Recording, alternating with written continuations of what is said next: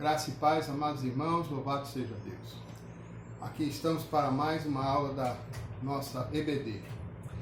Estamos estudando ainda sobre ética, agora no capítulo 12 da nossa revista, na página 68, temos aí o tema, o valor da vida. Vamos orar para a gente iniciar esse estudo? Senhor Deus eterno, em nome de Jesus te agradecemos pelo privilégio de estar aqui e poder aqui compartilhar a palavra e o ensino dela. Tudo aquilo que o Senhor tem para nós nesse estudo, o Senhor fale ao nosso coração. Que o Espírito Santo nos revele e nos traga aquilo que nos edifica, consola e conforta nosso coração. Em nome de Jesus, amém. Amados, o valor da vida. Esse é o nosso tema. Nós queremos refletir aqui sobre esse mandamento bíblico. O mandamento que está lá em Êxodo, capítulo 20, o verso 13, uma frase bem simples que diz, não matarás. Esse é o nosso tema. E é baseado nisso, no valor, nesse versículo que diz, não matarás, que nós vamos ver o valor da vida, né? E o porquê de nós termos que estudar esse mandamento. Com o princípio de mudarmos também nossas atitudes. Vermos aqui, nessa questão, como é importante nós tratarmos o nosso irmão de forma que o preservemos e preservemos sua vida. Quando preservamos a vida do outro, também preservamos a nossa própria vida. Nós vamos ver que a morte é um tema sempre frequente e sempre está diante de nós. Nós vemos isso, o texto de Mateus, o Evangelho de Mateus, no capítulo 5, o verso 43 e 48, o Evangelho ele fala justamente, Jesus fazendo seu sermão no monte, ele fala do valor da vida, o valor intrínseco da vida, esse valor que é tão negligenciado pela sociedade atual, né? E nós temos que ver o que diz aqui a palavra de Deus, Mateus 5, 43, diz assim, ouviste que foi dito, amarás o teu próximo e odiarás o teu inimigo. Eu, porém, vos digo, amai vossos inimigos, orai pelos que vos perseguem, para que vos torneis filhos do vosso Pai Celeste, e ele faz nascer o sol sobre maus e bons, e vir chuva sobre justos e injustos. Porque se amardes os que vos amam, que recompensa tendes? Não fazem os publicanos também o mesmo? E se saudardes somente os vossos irmãos, que fazeis demais? Não fazem os gentios também o mesmo? Portanto, sede vós perfeitos, como perfeito é vosso Pai Celestial. Jesus está falando que o valor da vida está desde o momento em que nós nos dirigimos ao outro. E quando nos dirigimos ao outro, falamos desse próximo não como alguém que é do nosso círculo de amizade, mas daqueles que são diferentes de nós. Porque cumprimentar, todos fazem. Ser educado com outros, todos fazem. Mas o mais é que é o mais importante. O fazer a mais.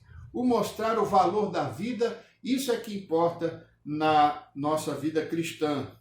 Por isso que ele diz, amará o teu próximo como a ti mesmo. E não amará e odiará o seu inimigo. Nós vamos ver isso, que o valor da vida tem a ver muito com isso. E por não valorizar a vida, muitos têm perdido a vida. Nós podemos ver, e há na sua revista, dados que falam justamente sobre isso. Hans Heifler, ele, no seu livro sobre ética, ele dá alguns dados fornecidos pela Unesco, né? E nós vemos aqui uma reportagem falando que o índice de suicídios entre jovens no Brasil aumentou na última década mais de 30%. Jovens que estão aí nessa faixa até os 24 anos de idade, que têm perdido o desejo de viver. Então, estão aí se suicidando. Nós vemos isso. Fora o suicídio, nós vemos também outra causa terrível, talvez a principal de morte no mundo, seja o aborto. Olha, a questão do aborto é tão séria que no mundo, metade da população do Brasil morre no mundo de aborto. É muito terrível isso. Nós vemos morte por outros termos também. A morte por aqueles que sofrem perseguição, aqueles que são perseguidos de morte, aqueles que são condenados à morte. E aí nós vemos esses dados, isso sem contar no nosso dia a dia. Quando abrimos o nosso jornal diário e vemos quantos morreram de um dia para o outro, na nossa guerra urbana, quantos morrem, quantos estão perdendo a vida por conta das drogas, dos vícios, do tráfico, do roubo, da violência doméstica tão terrível nesses dias, dos abusos sexuais. Nós vemos muitos morrendo devido a isso. A Bíblia fala que toda a vida é preciosa, preciosa aos olhos de Deus, porque a chuva cai sobre bons e maus. Não faz distinção. Não vem uma nuvenzinha somente para quem é ruim, não. Vem todos, chove para todo mundo. O problema não é a chuva que cai, é como você recebe a chuva. É como você faz, qual alicerce você tem para quando a chuva cair, sua casa não desmoronar. É isso que é importante nós guardarmos em nossa consciência. Observe também que o nosso versículo não matarás tem um significado, apesar de ser apenas 2 palavras, mas tem um significado muito grande, porque o não matarás não fala somente daquele que pega o revólver e dá o tiro no outro, ou uma faca para esfolar ou tirar a cabeça de alguém. O não matarás tem na Bíblia, principalmente nós vamos ver no Novo Testamento, uma conotação muito maior. Não é só tirar a vida, porque muitas vezes você mata alguém sem lhe tirar a vida. Matar sem tirar a vida, sem tirar o fôlego de vida, é matar interiormente. E quando se mata interiormente, essa morte interior faz a pessoa perder ânimo, faz a pessoa perder alvo, faz a pessoa perder o estímulo, faz a pessoa se entregar à morte por parcelas. O que é essa morte por parcelas? É quando você se entrega ao vício, entrega às drogas, entrega à prostituição e vai morrendo aos poucos, porque essas coisas vão destruindo você até o ponto que acaba e tudo se vai para o abismo. Vamos ver o que o mandamento diz sobre não matarás. O que significa não matarás? Aqui, nós podemos ver que no Antigo Testamento, a questão séria era o matar premeditadamente. Era aquela morte premeditada, aquilo que se preparava, aquilo que se planejava, aquilo que era feito simplesmente pela ganância, pelo orgulho, pelo preconceito, por qualquer coisa a mais que levava o homem a matar outro, a tirar a vida do outro. Primeiro exemplo, nós vemos lá em Gênesis capítulo 4, quando Caim tira a vida de Abel. Simplesmente por quê? Porque Deus aceitou a oferta de Abel e não aceitou a de Caim, porque era uma oferta que foi dada sem o coração. E assim sentiu inveja, e pela inveja veio o ato do homicídio. Preparado, leva para o canto, ali prepara, faz a conversa bonita, faz se distrair, pega uma pedra e acerta a cabeça do seu irmão e mata-o ali na hora. Tudo premeditado, tudo preparado e é assim. E é essa morte que muitas vezes aqui no Velho Testamento se mostra como forte peso sobre a vida das pessoas. Nós vamos ver aqui alguns exemplos de como a lei funcionava naquele tempo. A coisa importante também era que aqueles que matavam, mas não de forma premeditada, uma morte, matava o outro por acidente, matava o outro por um erro, um descuido, sei lá, alguma coisa que não foi premeditada, essa aí havia um recurso que era a cidade de refúgio, onde aquela pessoa era levada à cidade de refúgio, ali ela colocada, ela esperava até a coisa ser julgada, e aí seria dada a sentença sobre aquele que praticou aquele homicídio. Seria um dolo, seria a forma de dolo desse homicídio, culposo ou doloso. Aqui nós temos também a lei funcionando no Antigo Testamento e na sua revista. Você tem aí como a lei funcionava no Antigo Testamento. A amplitude da lei no Antigo Testamento é, na verdade, uma parte da Bíblia que contém boa variedade de mandamentos. Nós temos aí os versículos para você meditar, mas eu quero que você atente bem aqui nesses versículos. Observe os 3 primeiros que ele fala aqui: assassinato premeditado, adultério e sequestro. São 3 coisas aqui que estão juntas no mesmo propósito. A pessoa que assassina premeditadamente, ou comete o adultério, ou comete o sequestro, aqui está associado àquele desejo de posse, de poder, de domínio sobre o outro. Porque vem a soberba, o direito, eu quero, minha satisfação primeiro, e aí gera esse tipo de morte. Eu diria que esses 3 primeiros são gerados pela soberba do coração do homem. Há outros aí em seguida: homossexualismo, incesto e bestialidade.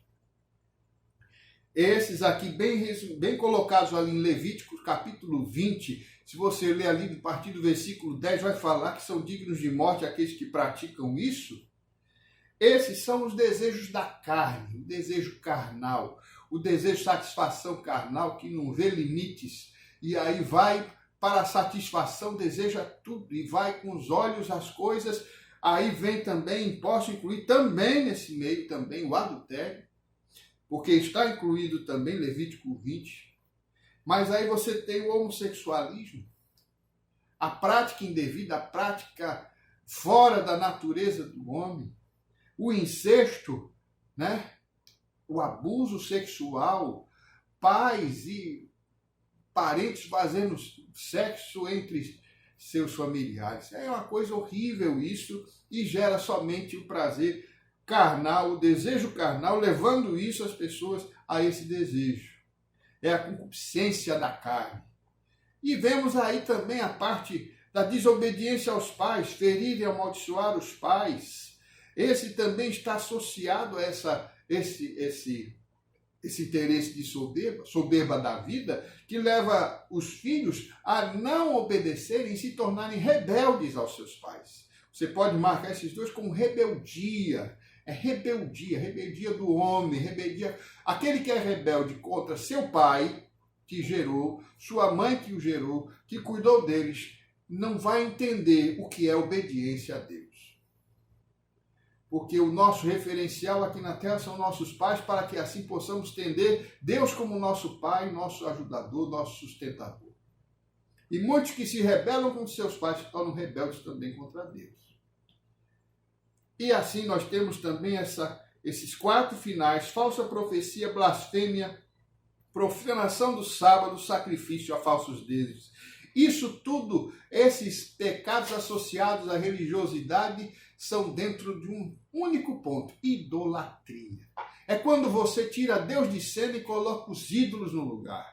Quando você coloca o Deus eterno, a sua palavra que é central na nossa vida, tiramos ela, somos vulneráveis às falsas profecias, às palavras mentirosas, somos vulneráveis às blasfêmias, nós blasfemamos contra Deus quando fazemos o que nele não manda.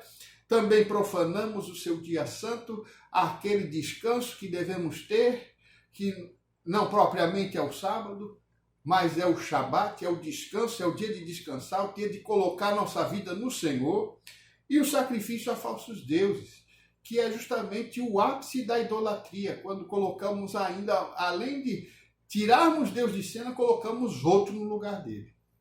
Isso é digno de morte, quem faz isso. E aqueles que fazem isso no Novo Testamento, já vemos, já estão mortos, já estão condenados. Porque aquele que não tem o Senhor no seu coração já está condenado, como diz a própria Escritura: quem crê será salvo, quem não crê já está condenado. Por isso aqui nós temos todos esses textos, ainda o Senhor ordena a morte. Nós vemos aí outros exemplos, o apedrejamento de Acã, quando ele pega a capa babilônica ali, as coisas que estavam em Jericó, esconde, não era para pegar nada, mas ele pegou cobiça, por vaidade, por aquele desejo e rebeldia contra o seu líder, contra a palavra de Deus, esconde tanto ele como sua família, que ali foi cúmplice daquilo, apoiou aquele ato, ali todos foram mortos. A pena de morte foi essa, quando também colocamos debaixo da nossa cama coisas que não são devidas, coisas que Deus não quer, coisa que Deus nos diz para não fazermos e fazemos. É o mesmo pecado de Acã. Quando ele manda destruirmos altares e nós deixamos em pé, estamos deixando que Deus, estamos colocando uma sentença de morte na nossa vida espiritual. Porque o altar que Deus derribou, você não pode erguer de volta. Cuidado, porque ali havia um decreto que não se levantasse mais aquele altar ali em Jericó. Mais tarde você vai ver lá em 1 Reis, quando no capítulo, acho que é o 16, posso ler depois, mas a questão é que aí se levanta um general que levanta ali Jericó e à custa do seu primeiro filho levou alicerce e à custa do seu último filho ergueu as paredes, e ali quando ele tentou edificar aquilo que Deus não edificou e colocou, aquilo que Deus derrubou, sofreu a penalidade. Então, é quando fazemos aquilo que Deus não ordena, que Deus manda não fazermos. Não volte a edificar aquilo que Deus já tirou da sua vida. Não volte a trazer de volta aqueles pecados do passado, dizendo, não, agora eu posso. Não, cuidado. Isso causa a morte espiritual numa pessoa. Antigamente, no Velho Testamento, era a morte a pedradas. Hoje é a morte espiritual. E essa morte espiritual é terrível, porque não nos deixa, não nos permite, com essa morte, entrarmos na vida eterna. A não ser pelo arrependimento, e colocando nossa vida de volta no altar de Deus. Como um crente pode se sentir culpado, pode ser culpado de homicídio sem ter matado uma pessoa? Aí vem a nossa questão, né? Como é que acontece isso? Como é que eu posso vencer isso aí? Olha, o que nós vemos ali do pecado premeditado, recapitulando, ódio, ciladas, execução e morte. Tudo é isso aqui. Começa pelo ódio, o ódio no coração, o ódio para aquela situação, o ódio pela pessoa, o ódio pelo fato que está acontecendo. Desse ódio gera no coração a cilada, você planeja fazer o mal. E aí nesse plano, nessa planificação de como fazer, aí vem a execução. No que você executa, já está cometendo um assassinato e a morte. Agora essa morte, meu irmão, no Antigo Testamento você matava a pessoa e aí era condenado de morte, então os dois morriam. No Novo Testamento é a mesma coisa. Quando matamos alguém espiritualmente ou mesmo matamos fisicamente, somos mortos também espiritualmente. Estamos aí nessa mesma questão. Não muda por circunstâncias. A gente pensa, como? Como é que vai ser isso aqui?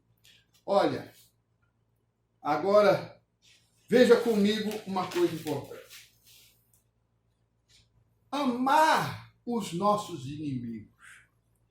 A Bíblia, o mandamento no Novo Testamento, no Velho Testamento era olho por olho, dente por dente. Jesus disse, não, eu não vim abolir a lei, eu vim cumpri-la. E para cumprir a lei, antigamente diziam olho por olho, dente por dente. Eu já digo não, amai vossos inimigos. Se pedir para você lhe dar a capa, dê a túnica também. Se pedir para andar uma milha, vai com ele 2. Olha, é sério. Amar os inimigos é um desafio para todos. O que parece fácil para o cristão não é. Porque muitos, ainda sendo cristãos, acabam sofrendo dessa questão de não conseguirem amar os seus inimigos. A reflexão que nós temos aqui sobre amar os nossos inimigos é para sermos assim, para pensarmos bem sobre isso, para meditarmos bem sobre isso, porque o assassinato, como eu disse, não é só por puxar do gatilho, mas muitas vezes a nossa língua é causa de morte para muita gente. As nossas ações podem matar uma pessoa, pode acabar um ministério, pode fazer vidas caírem.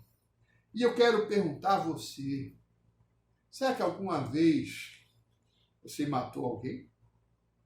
Com suas palavras, com as suas atitudes, com a sua maneira de ser, com sua forma de agir? Será que você já causou a morte de alguém? Amar os inimigos. E aí? O que você diz? Pense nisso. Pense nisso, amar os inimigos. Aí você pode pensar, e quem são meus inimigos? Os que são contrários a você? Às vezes nós pensamos, mas eu não tenho inimigo, pastor. É lógico, a gente pode não ter inimigo nenhum, mas há pessoas que são contrárias a nós. São pessoas que não concordam conosco. São pessoas que se tornam resistentes a nós. Pessoas que não querem nossa presença. E essas pessoas também devem ser queridas, amadas e devem ser atingidas pelo Evangelho. E esse é o nosso desafio. O nosso desafio é trazer vida onde há morte. Levar vida e vida em abundância para quem está no caminho da morte.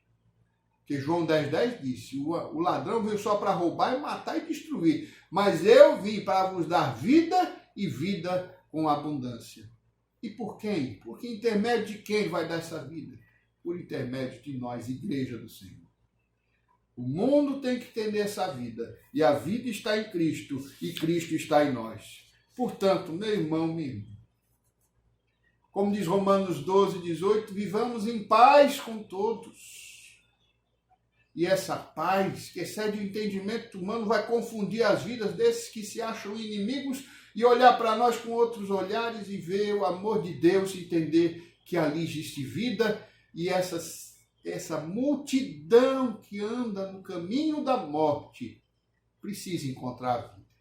E a vida está em Cristo, Cristo está em nós. Sejamos portadores dessa vida. Sejamos mensageiros dessa vida. Sejamos mais pessoas que valorizam a vida e a transmitem de forma clara,